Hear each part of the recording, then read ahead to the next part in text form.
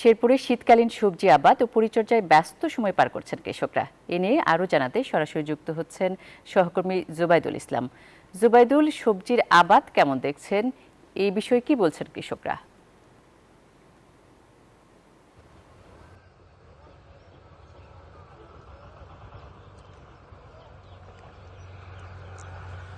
তুলি শেরপুর মূলত কৃষি নির্ভর এলাকা। এই শেরপুরের কৃষকরা কিন্তু এখন শীতকালীন বিভিন্ন ধরনের শাকসবজি রোপণ এবং সেগুলোর পরিচর্যায় ব্যস্ত সময় পার করছেন।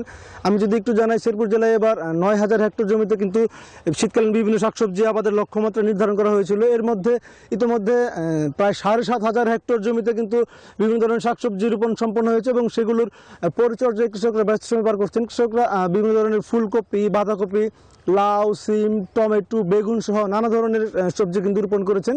আমি যদি একটু জানাই যে এখন পর্যন্ত কিন্তু বাজারে কৃষকরা বেশ ভালো দাম পাচ্ছেন। আমি আজকে সকালে যদি খোঁজ নিয়ে জেনেছি যে এখন পর্যন্ত ফুলকপি বাজারে 2,000 টাকা মন দর বিক্রি হচ্ছে। গত সিজনে কিন্তু কৃষকরা কিছুটা ক্ষতির সম্মুখীন হয়েছিলেন, সেটি কাটিয়ে এবার কিন্তু তারা লাভের মুখ দেখছেন। আমি যদি একজন কৃষকের সাথে কথা বলি যে এবার আপনি কি পরিমাণ ফুলকপি লাগিয়েছেন? আমি 1 বিঘা জমির ফুলকপি লাগাইছি, বাঁধাকপি লাগাইছি।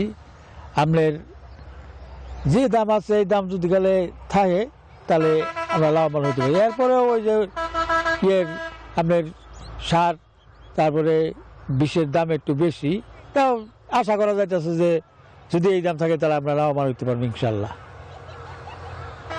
ধন্যবাদ আপনাকে। শুনছিলাম একজন কৃষক কিন্তু বলছিলেন যে এখন পর্যন্ত যে দাম রয়েছে বাজারে সেগুলো কিন্তু সেই দাম যদি অব্যাহত থাকে তাহলে তারা কিন্তু লাভে থাকবে। তবে তারা কিন্তু বলছিলেন যে সার এবং কীটনাশকের দাম কিন্তু কিছুটা বেশি, যে কারণে তাদের উৎপাদন খরচ বেশি পড়ে, সে কারণে কৃষকরা কিছুটা চিন্তায় রয়েছেন। আমি যদি আপনাকে একটু জানাই যে এই শীতের মধ্যভাগে কিন্তু বিভিন্ন শীতকালীন সবজির সরবরাহ বেড়ে যাওয়ার কারণে কিন্তু দাম কিছুটা কমে যায়।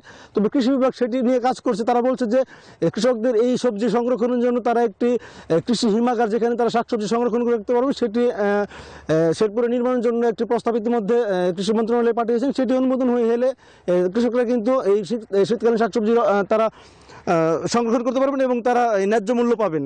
তো সব মিলিয়ে শেরপুর থেকে এই ছিল আমার কাছে শীতকালীন সবজি আমাদের সর্বশেষ তথ্য। তুলি।